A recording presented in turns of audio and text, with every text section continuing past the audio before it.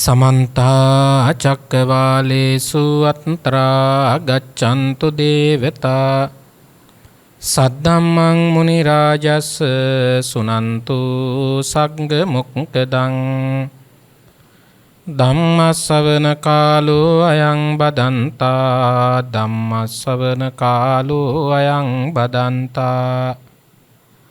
सद्धम्मश्रवण कालो अयं बदन्ता नमो तस् भगवतो अरहतो सम्मा संबुद्दस्स नमो तस् भगवतो अरहतो सम्मा संबुद्दस्स नमो तस् भगवतो अरहतो सम्मा संबुद्दस्स नत्ति मे शरणं अඤ්ඤං බුද්ධෝ මේ शरणं वरं नत्ति मे शरणं अඤ්ඤං ධම්මෝ මේ शरणं वरं नत्ति मे शरणं अඤ්ඤං සංඝෝ මේ शरणं वरं नत्ति मे शरणं अඤ්ඤං නිබ්බානං परमं සුඛං අතිගෞරවනීය මහා සංඝරත්නයන් අවසරයි ශ්‍රද්ධාවන්ත ධර්ම ශ්‍රවණාභිලාෂී පින්තුනි අද මේ පැයට නියමිත ධර්මානුශාසනාවෙහි දායකත්වයේ දරන්නේ 2018 පෙබරවාරි මාසේ 14 වන දින පරලොව සැපත් වූ යු කරුණාසේකර මහත්මයාට පින් පැමිණවීම පිණිස ඔහුගේ ආදරණීය ස්වාමි භාර්යාව වන ශ්‍රීමා කරුණාසේකර මහත්මිය ආදරණීය පුතුණුවන් සහ දියණියන් දෙදෙනාගේ සදැහැති දායකත්වයෙන් මේ උතුම් ධර්ම දේශනාව විකාශනය වෙනවා. මීට වසර 6කට පෙර පරලෝ සැපත් රාජ්‍ය පරිපාලන සේවයේ යෙදී සිට විශ්‍රාමලත් යු කරුණාසේකර මහත්මයාට නිර්වාණ සම්පත්තිය සැලසෙත්වා යන උදාරතර අරමුණත් ගෞරවනීය ධර්මදේශකයාණන් වහන්සේට මේ ගෞතම බුදු සසුනේම උතුම් චතුරාර්ය සත්‍ය ධර්මය අවබෝධ වේවා යන ප්‍රාර්ථනාවත් ශ්‍රීමා කරුණාසේකර මහත්මියට නිදුක් නිරෝගී සුවය සහ දීර්ඝායුෂ ලැබේවා යන ප්‍රාර්ථනාවත් කරුණාසේකර මහතා සහ මහත්මියගේ පරලොව සැපත් වූ සහෝදර සහෝදරියන් ඇතුළු වර්ග පරම්පරාවේ පරලොව සැපත් වූ සියලුම ඥාතීන්ට මේ පුණ්‍ය කුසල් අනුමෝදන් වේවා යන ප්‍රාර්ථනාවත් ධර්ම දේශනාව ශ්‍රවණය කරනු ලබන සියලුම ඥාති හිත මිත්‍රාදීන් හට උතුම් චතුරාර්ය සත්‍ය ධර්මය අවබෝධ වෙත්වා යන ප්‍රාර්ථනාවෙන් මේ පින්කම සිද්ධ කෙරෙනවා. ගෞරවනීය දේශකයාණන් වහන්සේට ආරාධනා කරන්නේ බැඳීම් නිසා විපාක පිණිස කර්ම සකස් වීම කියන මාතෘකාවෙන් ධර්මානුශාසනාව පවත්වන්න කියලා. බැඳීම් නිසා කියන වචනේ ගත්තාම බුදුදහමට අනුව පින්වත්නි විග්‍රහ කරන්න පුළුවන් තණ්හාව. තණ්හාව නිසා කර්ම සකස් වෙනවා. කර්මයේ විපාක විඳින එකට කියනවා සසර පැවැත්ම කියලා. බුදුහාමුදුරුවෝ හරි ලස්සනට පැහැදිලි කළ සූත්‍ර පරයායක් තමයි පින්වත්නි පටිච්ච සමුප්පාද සූත්‍ර පරයාය. මේ හේතුව නිසා මේ හට ගන්නවා කියලා බුදුහාමුදුරුවෝ වදාලා. හේතු බංගා නිරුජ්ජති හේතුව නැතිවීමෙන් හට ගැනීමක් නැති බවත් බුදුරජාණන් වහන්සේ දේශනා කළා. සුපින්වත්නි එහෙනම් මේ බැඳීම කියලා කියන්නේ තණ්හාව. සංසාරේ පුරාව නැත්තම් සසර පුරාවටම සත්වයා ගමන් කරන්නේ බැඳීම් නිසා. බැඳීම් වලින් තොරනම් කර්ම විපාක හැදෙන්නේ. බුද්ධ දේශනාවේ නිසා තමයි මතක් කරන්නේ තණ්හක්කයෝ නිරෝධෝ නිබ්බානං කියලා. තණ්හාව දුරු කිරීමටයි නිවන කියලා තියෙන්නේ. අවිද්‍යා සූත්‍ර දේශනාවේදී බුදුහාමුදුරුවෝ පැහැදිලි කළා අවිද්‍යාවටත් හේතු තියෙනවා කියලා. අවිද්‍යාවට හේතු තියෙනවා කියලා කියන්නේ තණ්හාවටත් හේතු තියෙනවා. පංච නීවරණ ධර්මවල අපි කතා කරනවා කාමච්ඡන්ද, ව්‍යාපාද, තීන මිද්ද, උද්ධච්ච කුක්කුච්ච විචිකිච්ඡා කියලා. පින්වත්නි, ඒ බැඳීම් වලට ඇතිවෙන චිත්තාවේගවල පවතින ස්වභාවයයි බුදුරජාණන් වහන්සේ මේ නීවරණ ධර්ම ලෙස විග්‍රහ කරලා තියෙන්නේ.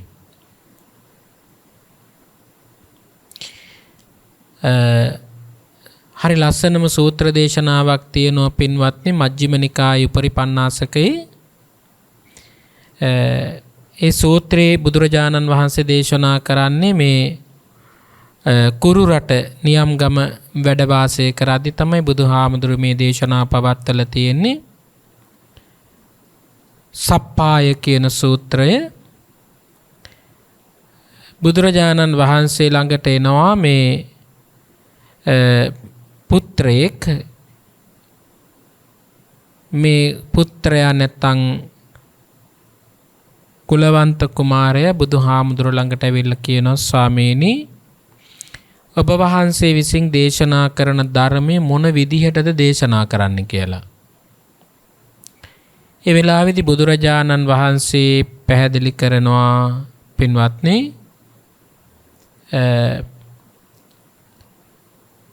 ආදී කල්යාණේ මජ්ජේ කල්යාණේ පරියෝසాన කල්යාණේ සාත්‍යං සබ්භ්‍යංජනං කේවල පරිපුන්නං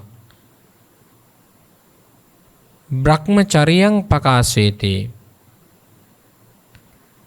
මම මේ මුල යහපත් මැද යහපත් අග යහපත් ව්‍යංජන සහිතව අර්ථ සහිතව මේ ධර්මයේ දේශනා කරන්නේ මෙන්න මේ වගේ පිරිසකටයි. බුදුහාමුදුරු කුඹුරක් උපමාවකට අරගෙන මේ පුත්‍රයාට මේ කාරණා ටික පැහැදිලි කරලා දෙනවා. මොනවද කාරණා ටික කුඹුර උපමාවකට අරගෙන බුදුහාමුදුරු පැහැදිලි කරන්නේ?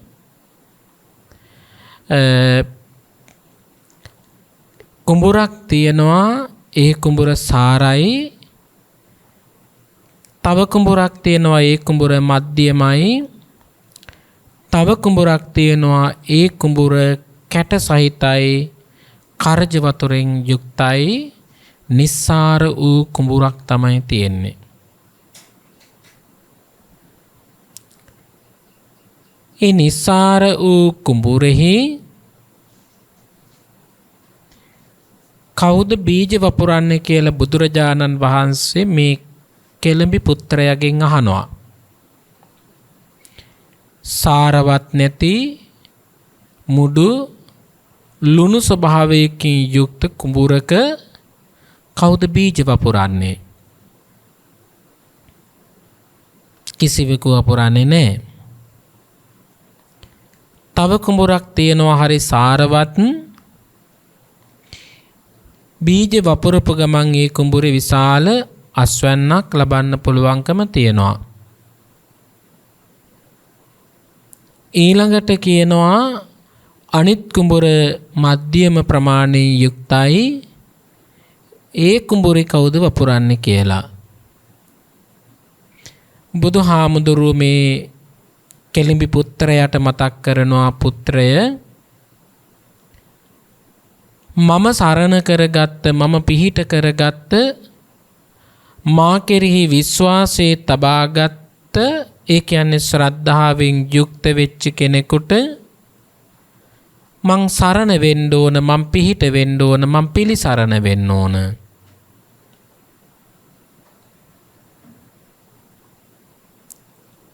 ඊට පස්සේද කියනවා කොහොමද පිළිසරණ වෙන්නේ? ආදී කල්යාණ ධර්මයෙන් මජ්ජේ කල්යාණ ධර්මයෙන් පරියෝසాన කල්යාණ ධර්මයෙන් සාත්‍යං සබ්භ්‍යංජනං කේවල පරිපුන්නං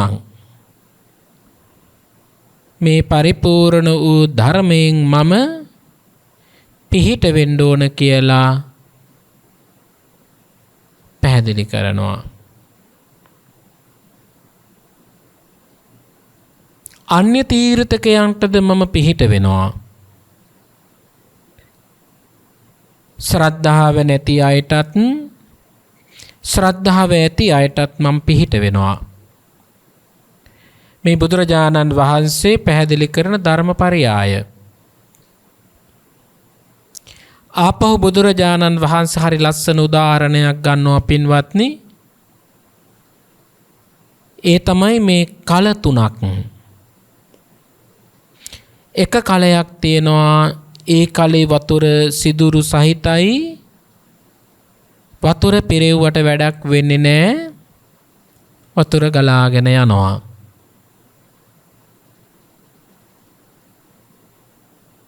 තව කලයක් තියෙනවා සිදුරු රහිතයි. වතුර පිරීලා තියෙනවා. මේ කෙළඹි පුත්‍රයාගෙන් අහනවා බුදුරජාණන් වහන්සේ දැන් කෝකටද වතුර වක් කරන්නේ කියලා. ඒතර කියනවා සිදුරු නැති එකට වතුර වැක්කරුවාම වතුර පිරීලා අල්ලනවා. එහෙනම් ශ්‍රද්ධාවෙන් පෝෂණය වුණ ශ්‍රද්ධාවෙන් පූර්ණේ වුණ කෙනෙකුටයි මේ ධර්මය අවබෝධ වෙන්නේ කියලා බුදුහාමුදුරුවෝ පැහැදිලි කරනවා. මම මේ පරියාය ඔබට අරගෙන විග්‍රහ කළේ පින්වත්නි, බුද්ධ විෂය කියන්නේත් අචින්ත්‍ය වූ විෂයක්. කර්ම විෂය කියන්නේත් අචින්ත්‍ය වූ විෂයක්. බුද්ධ විෂයත් කර්ම විෂයත් දෙකම අචින්ත්‍යයි. එතකොට බුදුදහමේ කර්මය යන්නෙන් විග්‍රහ කරන්නේ මොකක්ද? බුදුදහමේ කර්මය කියලා හඳුන්වන්නේ චේතනාව.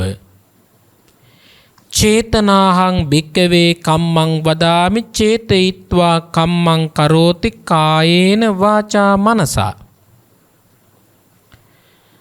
කයින් වචනයෙන් මනසෙන් චේතනාවෙන් යමෙක් යම් කර්මයක් රැස් කරයිද අන්න ඒ කර්මයට අදාළව පින්වත්නි සංස්කාරයන් රැස් වෙනවා.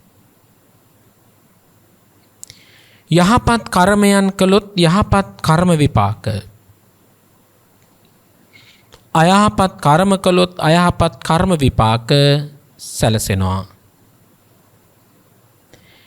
ත්‍රිවිධ පුණ්‍ය ක්‍රියාවන්, දස කුසල ක්‍රියාවන්, දස පාරමී, සම 40 කර්මස්ථාන මේව පින්වත්නි ගැනෙන්නේ පුණ්‍ය කොටසට කුසල් කොටසට.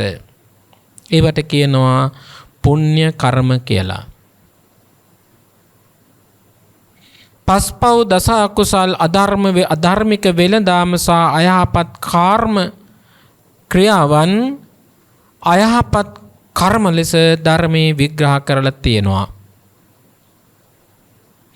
යහපත් කර්ම කිරීමේ විපාකයක් ලෙස සුගතියත් අයහපත් කර්ම කිරීමේ විපාක ලෙස දුගතියත් නිර්මාණය වන බව බුදුරජාණන් වහන්සේම පැහැදිලි කරලා තියෙනවා. පින්වත්නි, ඒ කර්මවල විපාක ලැබෙන විදි තියෙනවා. ඒ විදිහ තමයි පින්වත්නි බුදුහාමුදුරුවෝ වදාරන්නේ දිට්ඨ ධම්ම වේදනීය කර්ම විපාක, උපපජ්ජ වේදනීය කර්ම විපාක, අපරාපර්ය වේදනීය කර්ම විපාක, අහෝසි කර්ම කියලා කර්ම විපාක 4ක් සත්වයකට විපාක දෙනවා. දිට්ඨ ධම්ම විපාක ලෙස කර්ම විපාක දුන්නු අවස්ථාවන් දැන් බලන්න බැඳීම නිසා ඇතිවෙන කර්ම. දැන් ඔයත් දහලා තියෙනවා පුන්න කියන දුගියා. පුන්න කියන දුගියට කර්ම විපාක දුන්නු විදිහ. චින්චිමානවිකාවට බුදුරජාණන් වහන්සේ පිළිබඳව ද්වේෂය ඇති වෙලා චින්චිමානවිකාවට දිට්ඨ ධම්ම වේදනීය ඒ කර්මයේ විපාක දුන්නා. සුප්පබුද්ධ රජ්ජුරුවන්ට කතාවද ඒ කර්මයේ විපාක දුන්නු බව බුද්ධ දේශනාවේදී මතක් කරනවා. බුද්ධ වර්ණ මුදලාලිට දිට්ඨ ධම්ම වේදනීය කුසලයේ විපාක දුන්නු බව බුද්ධ දේශනාවේ විග්‍රහ වෙනවා. ඒක සාටක බමුණාට ditta ධම්ම වේදනීය කර්ම විපාක දුන්න බව බුද්ධ දේශනාවේදී විග්‍රහ වෙනවා.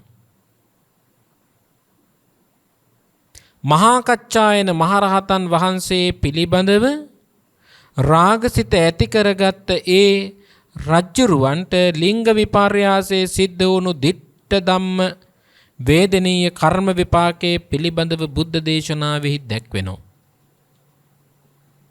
සුපින්වත්නි, මෙන්න මෙතන ඔබට තේරුම් ගන්න පුළුවන් එක් ධර්මපර්යායක් තියෙනවා. මොකක්ද? කයෙන් වචනයෙන් මනසෙන් චින්චිමානවිකාව වචනයෙන් කළා.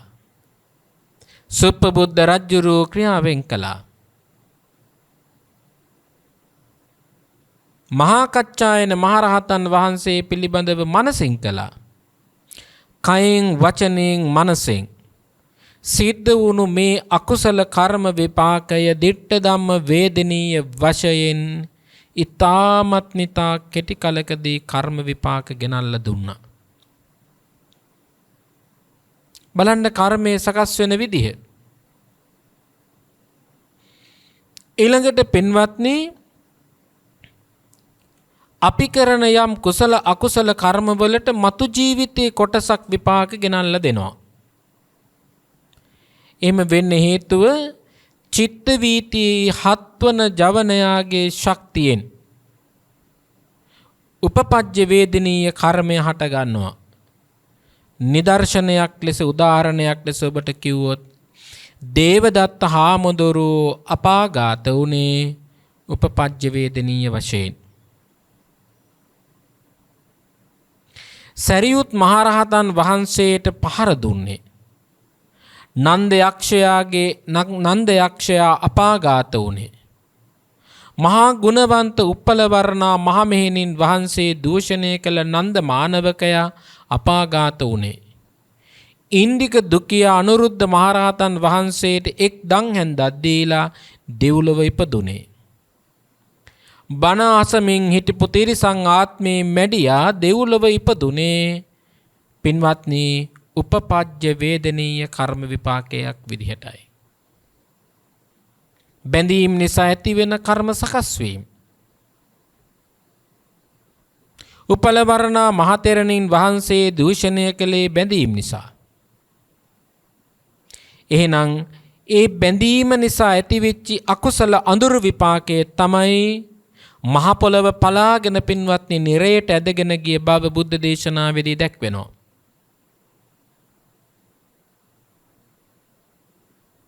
ඔයත් අහලා තියෙනවා බුදුරජාණන් වහන්සේ ධර්මයේ දේශනා කරද්දී හරක් දක්කගෙන ගියපු ගොපල්ලගේ කෙවිත බිම අනිද්දී එතන හිටපු මැඩියෙකු එතනම මැරිලා වැටුණා. කර්ම විපාකයක් හැටියට මණ්ඩුක දිව්‍ය බමනේ ඉපදිච්ච බව දේශනාවේ දැක්වෙනවා. සරියුත් මහරහතන් වහන්සේට පහර දුන්නා. නන්ද යක්ෂයා අපාඝාත වුණා. මොකක් නිසාද? මේ වෙලාවේදීම කරගත්ත කුසලයත් අකුසලයත් විපාක දුන්නු විදිහ.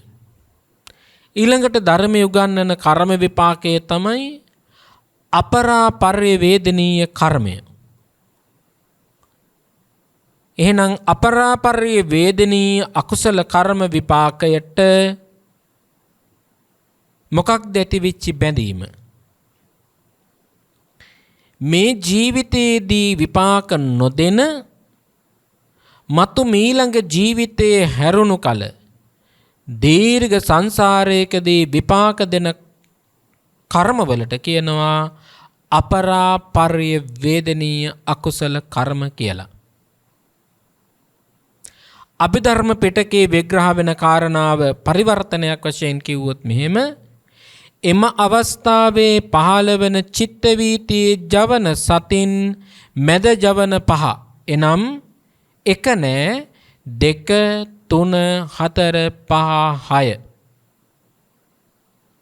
ඒ ජවන පහ නිදර්ශනයක් ලෙස කිව්වොත් චක්කුපාල හාමුදුරුවන්ගේ දෙනෙත් අන්ධ වුණා. අපරාපර්ය වේදනීය අකුසල කර්ම. මුගලන් හාමුදුරුවන්ට සොරුන්ගෙන් ගුට කණ්ඩ වුණා. අපුත්තක සිටුවරයාට ධනෙ ලැබුණා. උප්පල වර්ණා රහත් තෙරණින් වහන්සේට විශිෂ්ට වූ රූප සම්පත්තියක් ලැබෙන්න පුළුවන් උනේ මෙන්න මේ කුසල් අකුසල් විපාක ලැබෙන විදිහ.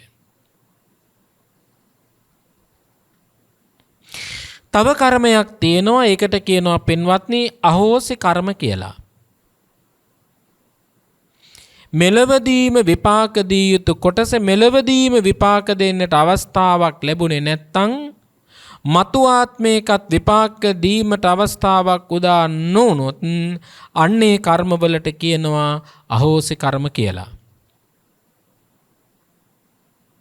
හරියට පින්වත්නි දේවදත්ත හාමුදුරු අවුරුදු 36ක් හොඳින් පැවිදි ජීවිතය ගත කළා. දේවදත්ත හාමුදුරුව නිවැරදිව අවුරුදු 36ක් පැවිදි ජීවිතය ගත කළා. ඒ නිසා හොඳ කර්මයන්ගේ විපාක කොටස් උන්වහන්සේට ලැබෙන්න ඕන. නමුත් අපාඝාත වෙච්ච නිසා හොඳ සැප විපාකයේ ස්ථානයේ නොදිය හැකි නිසාත් මතු ජීවිතයේදී ලැබීමට තිබුණු සැප විපාක කොටසද අහුසි වෙලා ගියා. අන්න බලන්න කල්පනා කරලා. වසර 36ක් උන්වහන්සේ ගෙවපු පැවිදි ජීවිතයේ අර්ථාන්විත භව එක මොහොතකදී කළ දේ තුල නිසා සියල්ලම අහෝසි වෙලා ගියා. නමුත් මහානදම් පිරු නිසා එම කුසල බලය අපතේ යන්නේ නැහැ. මතු අට්ටිස්සර කියන නමින් පච්චේක බුද්ධත්වයට පත් වෙනවා. යම් අයෙක් බුදුපසේ බුදු මහරහත් බව ලබනවද ඒ බුදුපසේ බුදු මහරහත් බවට පත් වුනොත් සියලු කර්මයන් ඉන් එහා ජීවිතයේදී විපාක දීම නැවතිලා යනවා. අඟුලිමාල හාමුදුරුවන්ටත් තුනේ අන්නෝකමයි. මිනිස්සු මරපු අකුසල කර්මය අහෝසි උනේ රහත් භාවයට පත්වෙච්ච නිසායි. ඒවට කියනවා පින්වත්නි අහෝසි කර්ම කියලා. එහෙනම් ඔයත් යෝජනා කරලා තිබ්බේ අඳුරු විපාක කොහොමද කර්මයෙන් සකස් වෙන්නේ? පින්වත්නි අපේ සිත දූෂණය වෙලා රැස් කරගන්න අකුසල කර්ම විපාක අතිශයින් බිහිසුණුයි. අතිශයින් ගෝරයි. අතිශයින් කටුකයි. අතිශයින් අමිහිරි දුක් විපාකමයි ගෙනල්ලා දෙන්නේ. නරක ක්‍රියාවන් කළ අය මැරිලා ගිහිල් උපදින්නේ දුගතියේමයි. සැප අඩුම තැන්වලට කියනවා අපාය, නරකය, තිරිසන් යෝනිය, අසුර නිකාය, പ്രേත ලෝකය, අපාය භූමිය කියලා.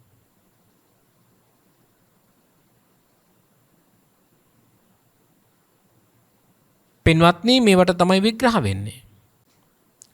අපි කතා කරමු අඳුරු විපාක කොහොමද නරකයට ගෙනියන්නේ? නරකේ උපදින්නට මේ බැඳීම නිසා ඇතිවෙච්ච දුක් වලට සකස් වෙච්ච කර්මය කොහොමද විපාක දෙන්නේ? පින්වත්නි අපි මේ භව සංසාර ගමනේ නරකයෙහි ඉපදිලා අපායවල වල ඉපදිලා තියෙන ප්‍රමාණය සීමා කරන්න පුළුවන් කමක් නැහැ. වැඩට ගිහිල්ලා කෙනෙක් ගෙදරට එනවා වගේ සත්වයා මෙතනින් චුත වීමෙන් බොහෝ අවස්ථාවලදී උපදින්නේ නිරයේ බව බුදුරජාණන් වහන්සේ අපට මතක් කළා. අපාය කියලා කියන්නේ ලෝක සත්වයාගේ නිවසකට. ඒ අපායට වැටුණට පස්සේ ගොඩ එන්නෙත් බොහෝ කාලයකට පස්සේ. අවුරුදු 9 ලක්ෂයක් එක් දවසක් ගෙවන ඒ වගේ මාස 12ක් අවුරුද්දයි. ඒ වගේ අවුරුදු 500ක් ආයුෂ ගෙවන්න තියෙන නිරලෝක තියනවා. මිනිස් අවුරුදු වලින් කියනවා නම් ඒකේ ආයුෂ ලක්ෂයේ ඒවා. ලක්ෂ ඒවා 16,20,000ක්. ඒ කියන්නේ 9 ලක්ෂය වැඩි කරලා 30න් ඒ වුණ උත්තරේ වැඩි කරලා 12න් ඒන උත්තරේ 500න් වැඩි කළාම පින්වත්නි මේ කියන නිර්ලෝකයේ තියෙන ආයුෂ දැන් බලන්න කර්ම විපාකයේ සකස් වෙන විදිහ. ඊළඟට ඔයත් වහලා තියෙනවා සංජීවය කියලා නිර්ලෝකයක් තියෙනවා. සංජීවය කියන නරකයට යටින් තියෙන මේ නිර්ලෝකේ ආයුෂ ඊටත් වඩා වැඩි. කාලසූත්‍රයේ නරකයේ අවුරුදු 36 ලක්ෂයක් එක් දවසයි. 36 ලක්ෂය අවුරුදු 1000ක් ආයුෂ කාලයයි. අවීචී ආයුෂ කල්පයයි. අවුරුදු වලින් දක්වන්න පුළුවන් කමක් නැහැ. යොදුන් 84000ක් දිග පළල උස ඇති මහා මේරු පර්වතයේ දිනකට එක්වර බැගින් රෙදි කඩකින් පිස දැම්මොත් මහා මේරු පර්වතයේ ගෙවි ගියත් අවීචී ඇති ආයු කාලය ගෙවෙන්නේ නැහැ. ඒ තරම් දීර්ඝ කාලයක් අපායේ වැටේ අපායේ ගිනි දැල්වෙමින් දැවෙමින් ලෝහ ගුලි ගිලිමින් විඳීමට සිදුවෙන දුක්ඛා වෙනත් දුක තවත් කෙනෙකුට කියලා මුදවන්නට පුළුවන් කමක් නැහැ. පින්වත්නි ප්‍රධාන නිර්ලෝක 8ක් තියෙනවා. සෑම නිර්ලෝකයකටම ඔසුපත් නිර 16 බැගින් තියෙනවා. මුළු නිර ගණන 136යි.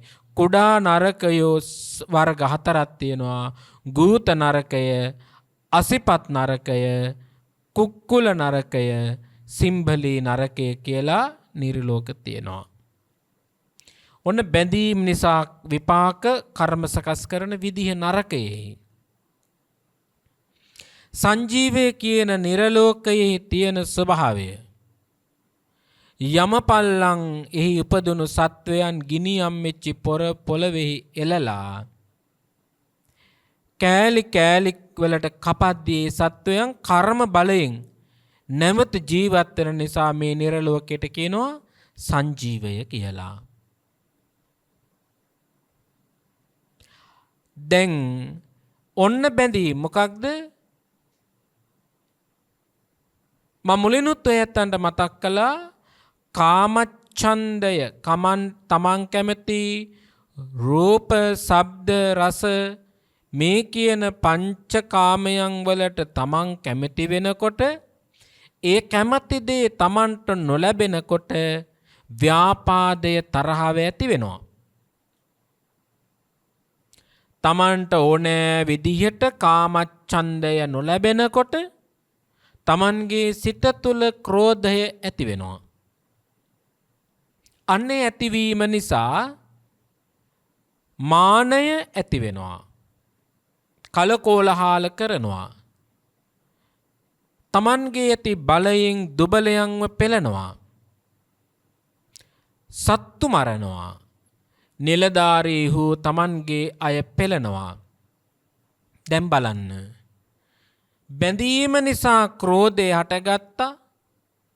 තමන්ගේ රැකී රක්ෂා ගොවිතැන්පත් ආදී කටයුතු නිසා රැස් වූ ධනය නිසා මානය ඇති කරගත්තා. ඉඩකඩම් යාන වාහන දේපල වලට කලකෝලහල කරගත්තා. තමන්ගේ තියෙන බලය පාවිච්චි කරමින් දුබලයන්ව දමනය කළා. නිලධාරීහු මැරේ යොදලා තමන්ගේ පිරිස නඩත්තු පාලනය කළා. සත්තු මැරුවා. අන්න බැඳීමේ විපාක. දැන් සකස් වෙච්ච කර්මය තමයි සංජීවය කියන නිර්ලෝකයේ උපදින්න හේතු හදාගත්තා. දැන් කර්මය සකස් වුණා. සකස් වෙලා මෙතනින් චුත වෙලා ගිහින් උප්පත්තිය ලැබුවේ සංජීවය කියන නිර්ලෝකයේ. මම මුලින් ඔබට මතක් කළා මේ සංජීවය කියන නිර්ලෝකයේ තියෙන ආයුෂ. පින්වත්නි දැන් ඉපදුණු සත්වයාට මොකක්ද වෙන්නේ? ඕපපාතිකව ඉපදුනාට පස්සේ අර භූමියෙහි පොළොවේහි දිගා කරවනවා. දිගා කරවලා වෑයක් අරගෙන සහිනවා. වෑයක් අරගෙන සහිනවා. ඕපපාතිකව පින්වත්නි අර කපන හැම නැවත නැවත වැඩෙනවා. හැම කපන්න හැම වැවෙනවා. හැම කපන්න හැම වැවෙනවා.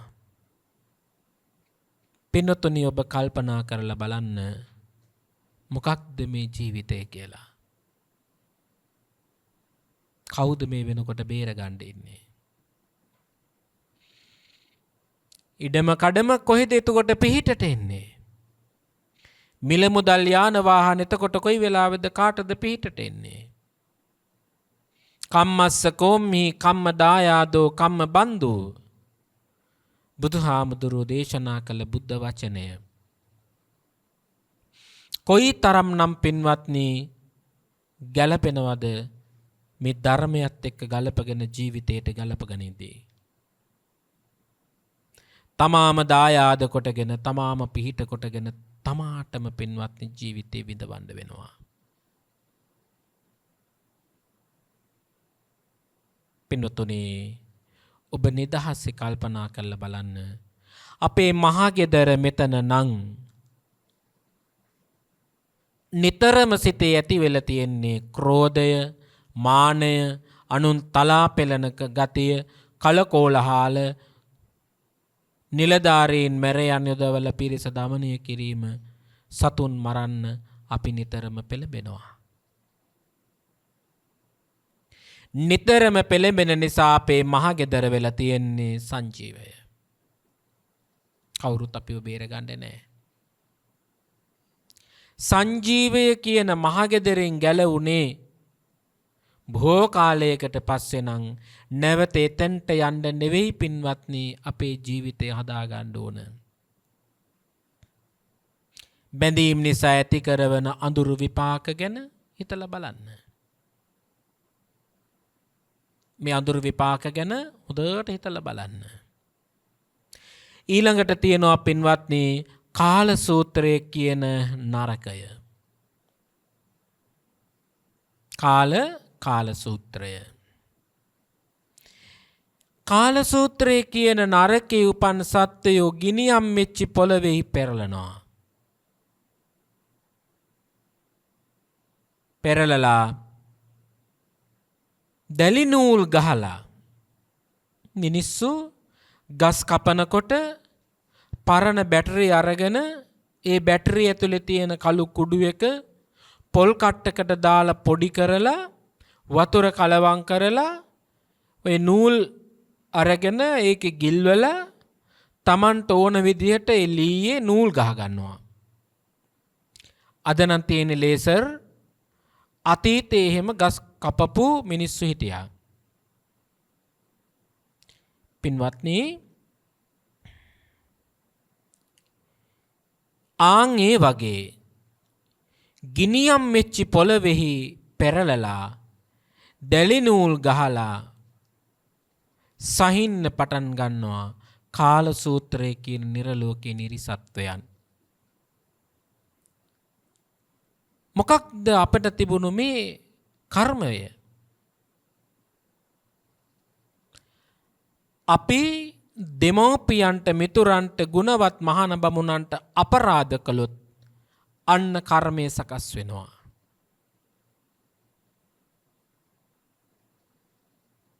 අම්මා තාත්තට අගරු කළොත්, අම්මා තාත්තට නිගා කළොත්, අම්මා තාත්තා කායික වෙහෙසකට මානසික වෙහෙසකට පත් කළොත් බැඳීම් නිසා, ස්වාමියා බිරිඳට ඇති බැඳීම නිසා මව්පියන් ඝාතනය කරනවා. අනියම් සබඳතාවයන් නිසා දෙමාපියන් ඝාතනය කරනවා.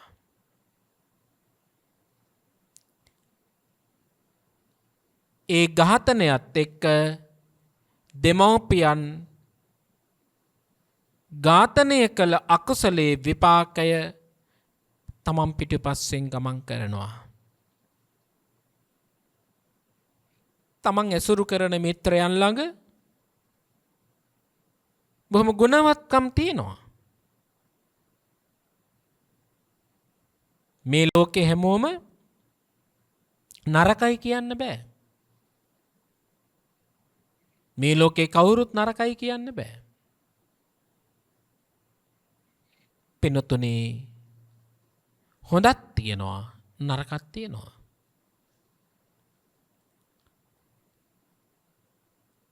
නමුත් මිනිස්සු ගුණවත් මහාන බමුණන්ගේ මිතුරන්ගේ ගුණ මකල දානවා.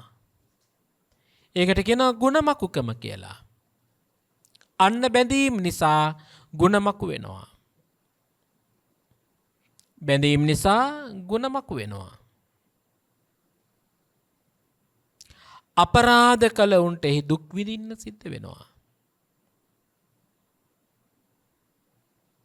දෙමාපියන් නිසා දෙමාපියන්ට අපරාධ කරනවා. මිත්‍රයන්ට අපරාධ කරනවා. ගුණවත් මහාන බමුණන්ට අපරාධ කරනවා. පින්වත්නි මරණයෙන් පස්සේ ගිහින් උපදින්න වෙන්නේ කාල සූත්‍රයේ කියන නිර්ලෝකේ. කාටවත් එතනදි පිහිට වෙන්න බෑ. දැන් බලන්න බැඳීම් නිසා කර්ම විපාක සකස් වෙන විදිහ. තණ්හාව නිසා කර්ම විපාක සකස් වෙන විදිහ. කවුරුත් නිසා නෙවෙයි පින්වත්නි, ඔබේ බැඳීම් නිසාමයි ඔබට කර්ම විපාක හැදෙන්නේ. ඔබේ බැඳීම් නිසාමයි. ඊළඟට තියෙනවා පින්වත්නි මේ කර්ම විපාක, අඳුරු විපාක, සංඝාතය කියන නිර්ලෝකය. යොදුන් 9ක් එරෙනවා ගිනිහම් මෙච්චේ ඝනකමකින් යුක්ත පොළවෙහි. ලෝදිය වගේ තියෙන පොළවේ යොදුන් 9ක් ගිලෙනවා. නිශ්චලවයි හිටින්න හෙලවෙන්න බෑ.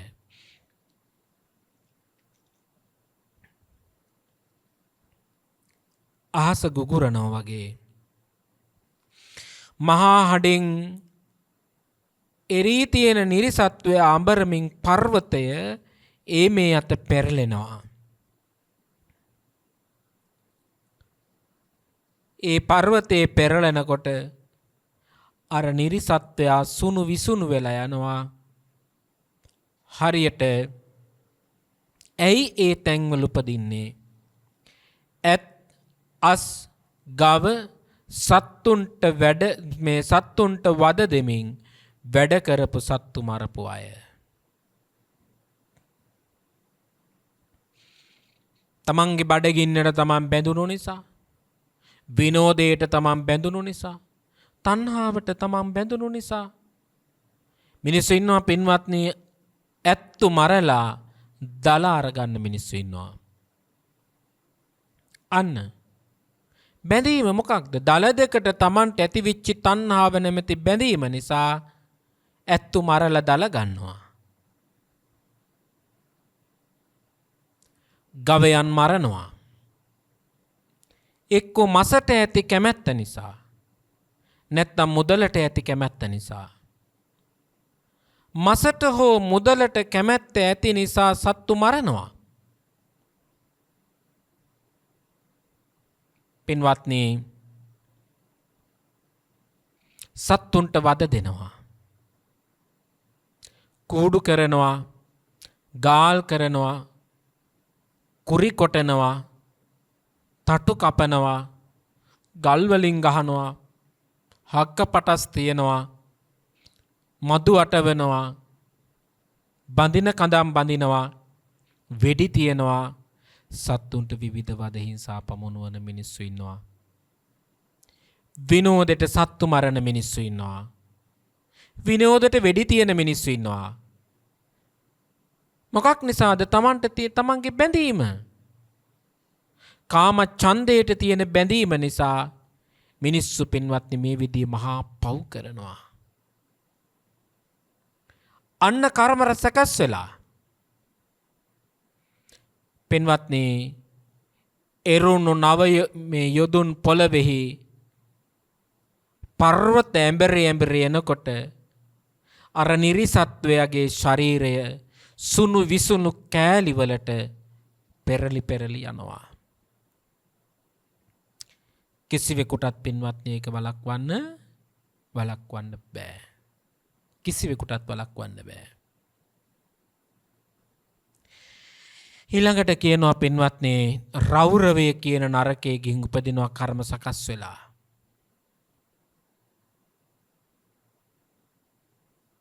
මොකක්ද මේ රෞරවය කියන්නේ? මේ නිරිසත්වයාගේ ශරීරය ඇතුලෙන් දවනවා පුච්චනවා. පිටිනුත් පුච්චනවා. ඇතුලෙනුයි පිටෙනුයි දෙකෙන්ම මේ පුච්චන නිසා මේකට කියනවා රෞරවය කියලා. ඊළඟට කියනවා මහා රෞරවය. රෞද්‍ර ගින්නකින් හා දුමකින් තවනවා. මේකයි මේ රෞරවයයි මහා රෞරවය දෙක එකට අල්ලලා ඔබට පැහැදිලි කරන්නේ. අතිශයින් රෞද්‍ර වූ ගින්නකින් දුමකින් තවනවා. නිරිසත්වයාගේ ශරීරවලින් ගලන ලේ තුලින් පිරී තියෙන නිසා ඒ නරකයට මහා රෞරවය කියලා කියනවා. ඇයි මේ රෞරවේ මහා රෞරවේ උපදින්නට කර්ම සකස් කරගත්තේ? තමන්මයි පින්වත්නි කර්ම සකස් කරගත්තේ. මෙන්න කර්ම සකස් කර ගැනීම. තුනුරුවන්ට අයත් වූ බුද්ධ රත්නයට, ධර්ම රත්නයට, සංඝ රත්නයට අයත් වෙච්ච මාපියන්ට අයත් වෙච්ච සම්පත් පැහැරගත් අය, විනාශ කළ අය රෞරවය මහා රෞරවය කියන නිරලෝකයේ උපදිනවා. අම්මා තාත්තගේ ඉඩකඩම් හොරෙන් ලියා ගන්නවා. පන්සල් වල තියෙන පිළිම කඩනවා. චෛත්‍ය හාරනවා. තුනුරුවන් සතු දේවල් පැහැර ගන්නවා. පින්වත්නි මෙන්න තමන්ට මෙබඳු කර්මයක විපාක හැදෙන විදිය. විපාක හැදෙන විදිය.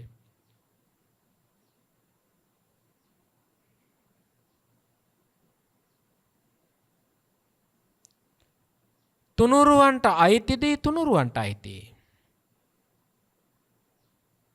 මාපියන්ට අයිති වස්තුව මාපියන්ට අයිති.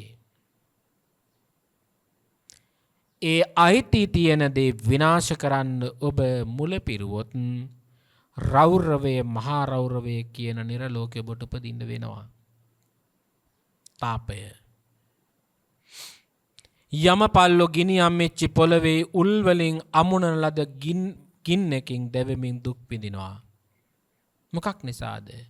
පන පිටින් සත්තු මරලා පුච්චනවා. මාළු පන පිටින් පුච්චනා ඉන්නවා.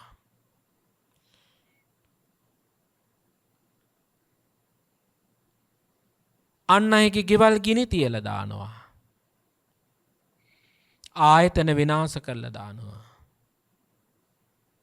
පින්වත්නි සත්වයන් පන පිටින් පුච්චන කපන උයන මිනිස්සු මේ සමාජය තුළ ඉන්නවා.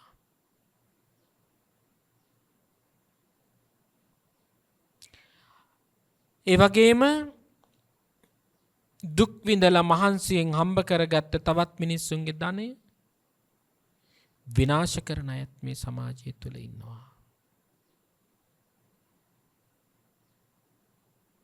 එබඳු අයත් මේ සමාජය තුළ ඉන්නවා. අන්න පින්වත්නි කර්ම සකස් වීම. මේ කියන නිරලෝකයේ ගිහින් උපදින්න වෙනවා තාපය කියන නිරලෝකයේ ගිනියම් මෙච්චි යවහුල් වලින් අනිනවා. දැවෙන්න වෙනවා. සත්තු පන පිටින් පිච්චුවා වගේ මිනිස්සුන්ගේ ගෙවල් ආයතන ගිනි තිබ්බ වගේ දැවෙන්න වෙනවා. තාපය කියන නිරලෝකය. මේ ප්‍රතාපය කියන නිරලෝකේ නිරිසත්වයන් පැහෙනවා දීර්ඝ කාලයක් තිස්සේ. ආන් එහි උපදින්න හේතුව තමයි මිත්‍යා දෘෂ්ටික මිනිස්සු ඉන්නවා මරණින් මත්තේ නැවත ඉපදීමක් නැහැ කියන දෘෂ්ටියකට වැටෙන අය. ඒ නිසා ඒ අය පුදුම විදිහේ අකුසල කර්මයන් කරනවා. ආන් ඒ අකුසල කර්මයන් වල විපාකයේ තමයි ප්‍රතාපය කියන අකුසල විපාක ගෙවන්න වෙනවා. අටවෙනි නිරලෝකයේ තමයි අවීචි මහා නිරලෝකය. එක් නරකයේ එක් බිත්තියකින් නැගෙන ගින්න අනික් බිත්තියේ ගිහින් වදිනවා. දේවදත්ත හාමුදුරුවෝ ඉපදෙලා ඉන්නවා කියලා ධර්මයේ තියෙන මෙන්න මෙතන. නැගෙනහිර ගිනිදැල් දකුණු දෙසට වදිනවා. දකුණේ ගිනිදැල් නැගෙනහිරට වදිනවා. උතුරේ ගිනිදැල් බටහිරට වදිනවා. බටහිර ගිනිදැල් උතුරට වදිනවා. අතරක් පතරක් නැතුව ගිනිදැල් වලින් සත්වයාට විශාල දුකකට පීඩනයකට විඳින්න වෙනවා. පින්වත්නි, ආන් ඒ සත්වයා ඒ තැන්වල උපදින්නේ මොකක් නිසාද? මව ඝාතනය කළොත්, පියා ඝාතනය කළොත්, රහතුන් ඝාතනය කළොත්, සංඝ බෙහෙදේ කළොත්, බුදුන් වහන්සේගේ ලේ සෙලෙව්වොත්, මේ පංචානන්තර්ය පාප කර්ම කළ අය, බෝසතාණන් වහන්සේලාගේ ජීවිත නැසූ අය, ගුණවතුන්ගේ ජීවිත නැසූ අය, චෛත්‍ය බින්දාය, බෝගස් විනාශ කළ අය, රත්නත්‍රයට අයත් වස්තුව පැහැරගත් අය, මිත්‍රද්‍රෝහීහු, භාර්යාවන්ට අපරාධ කළ අය, බොරු කිව් අය, සුරාපානය කළ අය, මිච්ඡා දෘෂ්ටික අදහස්වල ජීවත් වෙච්ච අය, මරණින් මත්තේ පින්වත්නි අවීචි මහා නරකයෙහි උපදින බව බුද්ධ දේශනාවේ දැක්වෙනවා. දැන් මොකක් නිසාද මේ කර්ම කරන්නේ? බැඳීම් වල විපාක නිසා පින්වත්නි කර්ම සකස් වෙනවා. භවපච්චයා ජාති, ජාතිපච්චයා ජරා මරණං ශෝක පරිදේව දුක්ඛ දෝමනස්සෝ. ඔන්න පින්වත්නි පටිච්ච සමුප්පාදයේ තුල බුදුරජාණන් වහන්සේ විග්‍රහ කළේ මෙන්න මේකයි. එනම් බැඳීම් නැති කල්හි විපාකයක් නැහැ. බැඳීම් නැත්තම් විපාක නැහැ. පින්නතුනේ, ඔබත් ජීවිතේ හිතන්න, බැඳීමක් යම් තැනක වෙත්නම් එතන විපාකයක් තියෙනවා. එනම් බැඳීම් වලින් තොර ජීවිතය හදාගත්තොත් කර්ම සකස් වීමක් සිද්ධ වෙන්නේ නැහැ.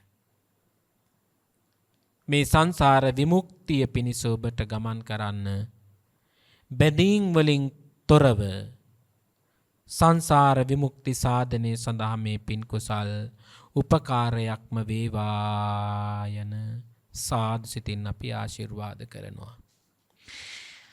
අද ඊ타මත්ම සත්පුරුෂව බැඳීම් නිසා විපාක පිණිස කර්ම සකස් වීම කියන මාතෘකාවෙන් ප්‍රඥා නාලිකාව තුළින් විකාශනය වූ මේ ධර්ම දේශනාව විකාශනය කරවන්නට දායකත්වයෙන් කටයුතු කරන්නට යෙදුනේ ශ්‍රී මා කරුණාසේකර මහත්මිය සහ පුතුණුවන් දියණියන් දෙදෙනාගේ සදැහැති දායකත්වයෙන් අරමුණු වශයෙන් තැන්පත් කොට තිබෙනවා.